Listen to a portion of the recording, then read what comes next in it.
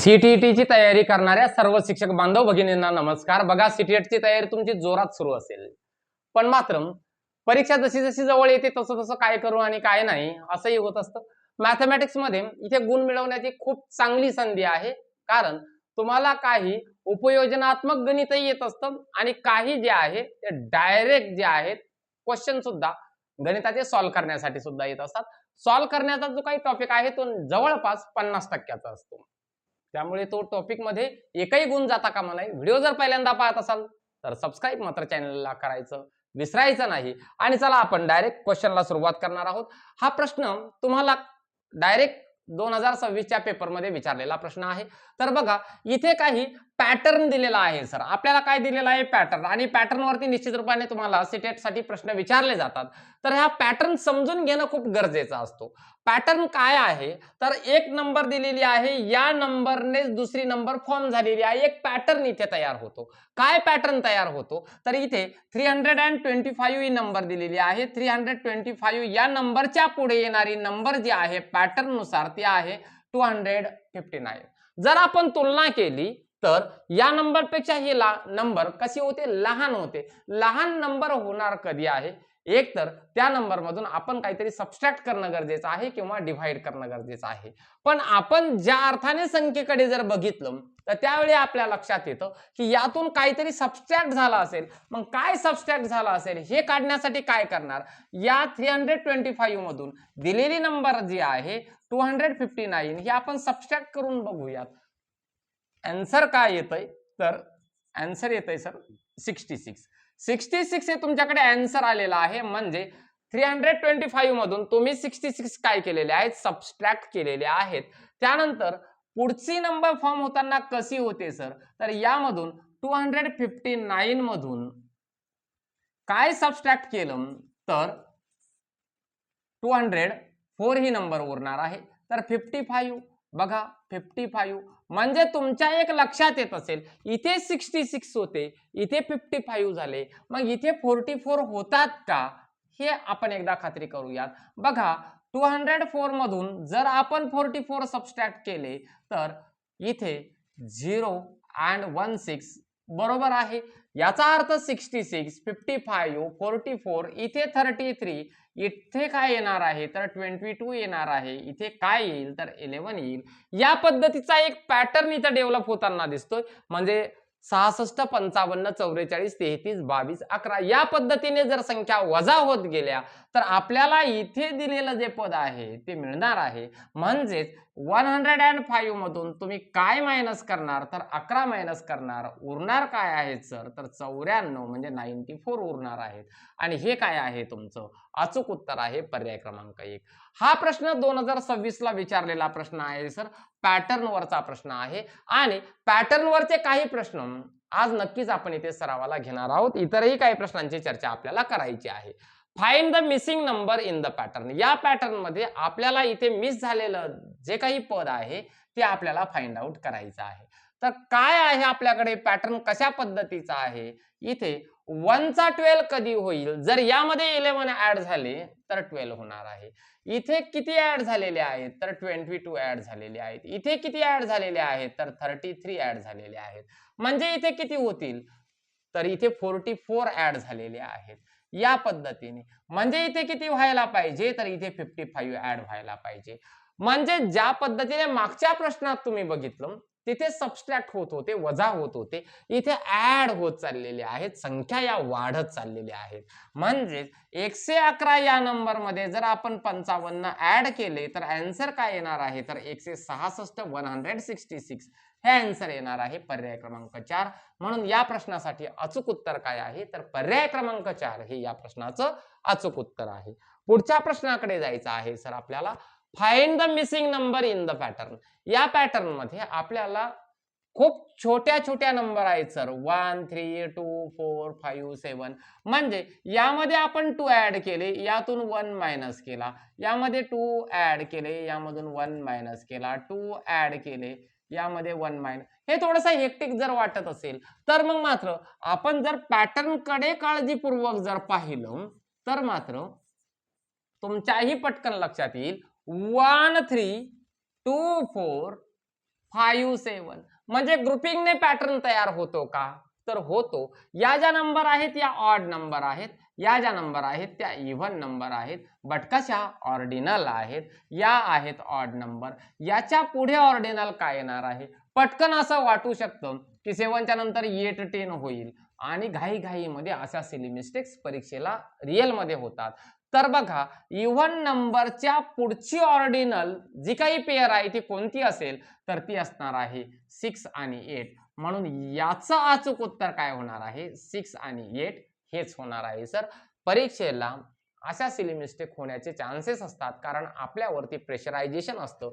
कमी वेळेमध्ये मला पेपर कव्हर करायचा आणि मुद्दामून ते पर्याय अगोदरच दिलेले असतात. या सिली मिस्टेक्स व्हायला नको. याचं अचूक उत्तर आहे 6 and 8. चला पुढच्या प्रश्नाकडे जाऊया. जर या पद्धतीने तुम्ही केलं तरीही उत्तर तुमचं मिळणारच आहे. इथे 2 ऍड झाले, यातून 1 मायनस केला म्हणजे इथं 6 येणार आहे, यामध्ये 2 ऍड केले म्हणजे इथे 8 येणार आहे. असंही जरी केलं तरी उत्तर तुम्हाला मिळणार आहे. पण नजरेमध्ये आपल्याला पॅटर्न कळणं खूप गरजेचं आहे, म्हणजे व्यवस्थित उत्तरापर्यंत आपण पोहोचतो. त्यानंतर पुढचा प्रश्न आहे sir, find the missing number in the pattern. या पॅटर्न मध्ये आपल्याला मिसिंग नंबर फाइंड आउट करायची आहे. 1 चे 11 कधी होणार आहे? त्यामध्ये जर 10 ऍड झाले तर. 11 चे 22 कधी होणार आहे? त्यामध्ये ऍड 11 झाले तर. 22 चे 32 कधी होणार आहेत? ऍड 10 झाले तर. त्यानंतर 32 चे 43 कधी होणार आहेत? 11 ऍड झाल्याच्या नंतर. म्हणजे इथे काय ऍड होणं अपेक्षित आहे? बघा, 10 11 10 11 10 ऍड होणं अपेक्षित आहे. या 43 मध्ये जर 10 ऍड केले तर आन्सर काय येणार आहे? 53 म्हणजे 53 हे अचूक उत्तर येणार आहे सर तुमचं. म्हणजे पॅटर्न मध्ये नक्कीच आपले गुण जायला नको, थोडासा सराव आपला होणं गरजेचं आहे. बघा, इथे 1 दिलेला आहे, 4 दिलेला आहे, इथे ब्लँक स्पेस दिलेला आहे 16 25 36. या नंबरकडे जरी बघितलं तरी आपल्या पटकन लक्षात आलं पाहिजे दिलेल्या नंबर काय आहेत तर स्क्वेअर नंबर आहेत सर या. म्हणजे 1 चा स्क्वेअर काय आहे? 1 आहे. 2 चा स्क्वेअर काय आहे? तर 4 आहे. म्हणजे इथे 3 चा स्क्वेअर काय पाहिजे? तर 9 पाहिजे. पुढे चेकआउट करून घ्या. 4 चा स्क्वेअर 16 आहे का? आहे. 5 चा स्क्वेअर 25, 6 चा स्क्वेअर हा 36, म्हणजे 9 आन्सर हे काय आहे? करेक्ट आन्सर आहे. पुढच्या प्रश्नाकडे जाऊया सर. या पद्धतीचा प्रश्न सुद्धा 2026 ला विचारलेला ऍज इट इज प्रश्न आहे सर हा. आणि बऱ्याच शिक्षक बांधवांना त्यावेळेला अडचणीचा गेला असेल, पण तुमच्यासाठी नक्कीच हा सोपा प्रश्न व्हावा म्हणून आपण मुद्दामून घेतलेला आहे. Which of the following fractions are in descending order. Descending ऑर्डरनं लावायचे आहेत सर. कशा? डिसेंडिंग म्हणजेच कोणता क्रम? तर उतरत्या क्रमाने आपल्याला लावायच्या आहेत दिलेल्या संख्या. पण या दिलेल्या संख्या काय आहेत? तर फ्रॅक्शन आहेत. सगळ्या पर्यायांमध्ये सेम टू सेम फ्रॅक्शन आहेत. आपण एका फ्रॅक्शनचा इथे विचार करूयात. तर कोणता फ्रॅक्शन?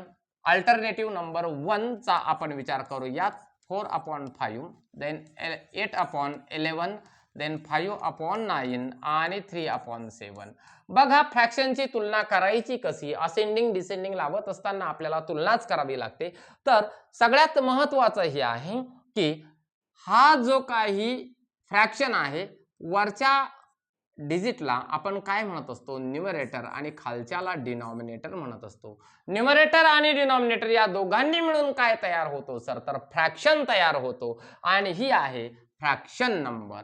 आणि यामध्ये आपल्याला काय बघायचं आहे? न्यूमरेटर हा डिनॉमिनेटर पेक्षा छोटा आहे म्हणजे हा प्रॉपर फ्रॅक्शन आहे. इथेही न्यूमरेटर हा डिनॉमिनेटर पेक्षा छोटा आहे, हाही प्रॉपर फ्रॅक्शन आहे. पुढचाही प्रॉपर फ्रॅक्शन आहे, हाही प्रॉपर फ्रॅक्शन आहे. म्हणजे इच अँड एव्हरी फ्रॅक्शन मध्ये आपल्याला डिनॉमिनेटर हा काय आहे? न्यूमरेटर पेक्षा मोठा आहे असं दिसून आलेलं आहे. मग याची तुलना नेमकी करायची कशी? हे सगळं काही वेळ खाऊ असेल का? नक्कीच वेळ खाऊ नाहीये. तर बघा, इथे डिनॉमिनेटर हा न्यूमरेटर पेक्षा कितीने मोठा आहे? तर 1 ने मोठा आहे. इथे डिनॉमिनेटर हा न्यूमरेटर पेक्षा कितीने मोठा आहे? तर 3 ने मोठा आहे. इथे डिनॉमिनेटर हा 4 ने मोठा आहे. इथे डिनॉमिनेटर हा सुद्धा 4 ने मोठा आहे. हे आपल्या नक्कीच लक्षात येऊ शकतं. बघितल्या आपण याची तुलना करू शकतो. यानंतर तुम्हाला कितीही मोठाले फ्रॅक्शन असले तरीही तुम्हाला एक्झाम्पल सोडवता येतील. म्हणून हे काळजीपूर्वक बघा. यांची तुलना कशी करायची असते, कोणता लहान कोणता मोठा हे ठरवण्यासाठी एक गोष्ट इथे लक्षात घ्या, आपल्याला डिसेंडिंग ऑर्डर लावायची आहे. डिसेंडिंग ऑर्डर लावायची म्हणजे सुरुवातीचा फ्रॅक्शन काय असणार आहे, सगळ्यात मोठा फ्रॅक्शन असणार आहे.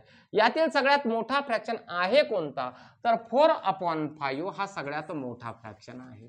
का 4/5 हा मोठा आहे, तर न्यूमरेटर आणि डिनॉमिनेटर यांच्यामधला डिफरन्स फक्त काय आहे, 1 चा आहे, म्हणजे हा फ्रॅक्शन सगळ्यात मोठा फ्रॅक्शन आहे. त्यानंतर इथे 8/11 हा फ्रॅक्शन काय आहे, याच्यापेक्षा लहान आहे, पण दोघांच्या पेक्षा तो मोठा आहे. का, कारण न्यूमरेटर आणि डिनॉमिनेटर मध्ये डिफरन्स काय आहे, तर 3 चा आहे सर. आता इथे म्हणाल की 4 चा आहे, मग अशा वेळेला काय करायचं आहे, तर अशा वेळेला ज्याचा न्यूमरेटर मोठा तो फ्रॅक्शन काय असतो, मोठा असतो सर. म्हणजे 5/9 हा फ्रॅक्शन 3/5 पेक्षा काय असणार आहे, मोठा असणार आहे. म्हणजे हा सर्वात मोठा. त्यानंतर या पद्धतीने काय लागलेली आहे, डिसेंडिंग ऑर्डर लागलेली आहे, उतरता क्रम लागलेला आहे. ही संख्या मोठी आहे या संख्येपेक्षा, ही संख्या मोठी आहे या संख्येपेक्षा, आणि सगळ्यात लहान संख्या 3/7 हा फ्रॅक्शन सगळ्यात लहान फ्रॅक्शन आहे. या पद्धतीने आपण काय करू शकतो, कितीही मोठाले फ्रॅक्शन असले तरी सुद्धा त्यांची तुलना करू शकतो. पुन्हा एकदा पुढचा प्रश्न आपण फ्रॅक्शन वरतीच पाहणार आहोत. Which of the following fractions are in ascending order. आता इथे बघा, सगळे फ्रॅक्शन सेम टू सेमच असतात, म्हणजे सगळ्या पर्यायांमध्ये सेम टू सेमच असतात. कोणतीही एक पर्याय आपण इथे घेऊयात. 7/11, 9/11, 5/4, त्यानंतर 3/4. आता तुम्ही तुलना नक्कीच करू शकणार आहात. बघा, सुरुवातीला काय बघणार तुम्ही, न्यूमरेटर डिनॉमिनेटर. न्यूमरेटर काय आहे, छोटा आहे. न्यूमरेटर डिनॉमिनेटर पेक्षा छोटा आहे. इथे न्यूमरेटर हा काय आहे, मोठा आहे. सगळ्यात मोठी नंबर कोणती आहे सर, तर 5/4 ही सगळ्यात मोठी नंबर आहे. का मोठी आहे, कारण इथे न्यूमरेटर हा डिनॉमिनेटर पेक्षा मोठा आहे. इतर फ्रॅक्शन मध्ये मात्र डिनॉमिनेटर काय आहेत, मोठे आहेत. असेंडिंग ऑर्डर लावायची आहे सर आपल्याला, म्हणजे सुरुवातीला काय आहे, की सुरुवातीला लहान संख्या येणार आहे. सगळ्यात मोठी जर संख्या आहे तर ही कुठे असणार आहे, सगळ्यात शेवटी असणार आहे. पर्यायाकडे बघितलं होतं, त्या नंबर 3 पर्याय दिसतात, त्यामुळे त्यावरून आपण उत्तराकडे नक्कीच जाऊ शकत नाही. म्हणजे आपल्याला तुलना करणं अपेक्षित आहे. यांच्यामधला डिफरन्स कितीचा आहे सर, तर 4 चा आहे. यांच्यामधला डिफरन्स हा 2 चा आहे. यांच्यामधला डिफरन्स हा 1 चा आहे. आणि तुम्ही असं म्हणाल की मागचा प्रश्न सरांनी सांगितला होता, लगेच आमचं तयार झालं. काय तयार झालं, तर सगळ्यात लहान हा असणार, त्यानंतर हा त्यापेक्षा लहान असणार, त्यानंतर हा त्यापेक्षा लहान असणार, आणि सगळ्यात मोठा हा असणार, आणि झालं सर आमचं उत्तर. पण उत्तर थोडंसं सर तुमचं चुकलं. कसं चुकलं हेही सांगणार आहे. तर ज्या ज्या वेळेला फ्रॅक्शन हे न्यूमरेटर आणि डिनॉमिनेटर मध्ये 1 और 2 चा डिफरन्स जर असेल, तर त्यावेळेला फ्रॅक्शनचा काळजीपूर्वक विचार करायचा. कधी सांगितलं मी, 1 और 2 चा डिफरन्स असेल तर. म्हणजे इथे 9/11 हाही एक फ्रॅक्शन आहे आणि 3/4 हाही एक फ्रॅक्शन आहे. अशा वेळेला आपल्याला या दोन फ्रॅक्शनची नक्कीच काय करावे लागणार आहे, तुलना करावी लागणार आहे, की या दोघांपैकी मोठा कोण आहे. सगळ्यात लहान तर तुमचा 7/11 आहे, नो डाऊट. पण अशा वेळेला इथे काय करायचे आहे, यांची तुलना करणं गरजेचे आहे. 9/11 आणि 3/4 यापैकी लहान कोण आणि यापैकी मोठा कोण, हे आपल्याला काय करायचं आहे, आता काढायचं आहे. काय करायचं आहे सर, फक्त क्रॉस मल्टिप्लाय करा. 9 चौक 36 होतात, 11 त्रिक 33 होतात. कोण मोठा, तर हा मोठा, म्हणजे हा फ्रॅक्शन काय आहे, मोठा आहे. कोणापेक्षा, तर 3/4 पेक्षा. म्हणजे आपण जर असेंडिंग ऑर्डरनं जात असू तर लहान कोण आहे, 3/4 हा लहान आहे. त्यापेक्षा मोठा कोण आहे, तर 9/11 हा यापेक्षा मोठा आहे. आणि सगळ्यात मोठा कोण आहे, 5/4 आहे. म्हणून अचूक उत्तर काय होणार आहे, 7/11, 3/4, 9/11 आणि 5/4. पर्याय क्रमांक 4 हे काय होणार आहे, अचूक उत्तर होणार आहे. व्हिडिओ जर आवडत असेल तर लाईक मात्र करायचं आहे, कारण आपण काही प्रश्न जे आहेत ते 2026 ला विचारलेले ॲज इट इज प्रश्न घेतलेले होते. व्हिडिओ कसा वाटला कमेंट करून निश्चित सांगायचा आहे. हा व्हिडिओ आपल्या मित्रमंडळींपर्यंत पोहोचवण्याची जबाबदारी मात्र तुमची आहे. भेटूयात पुढच्या व्हिडिओमध्ये. तोपर्यंत जय हिंद, जय महाराष्ट्र.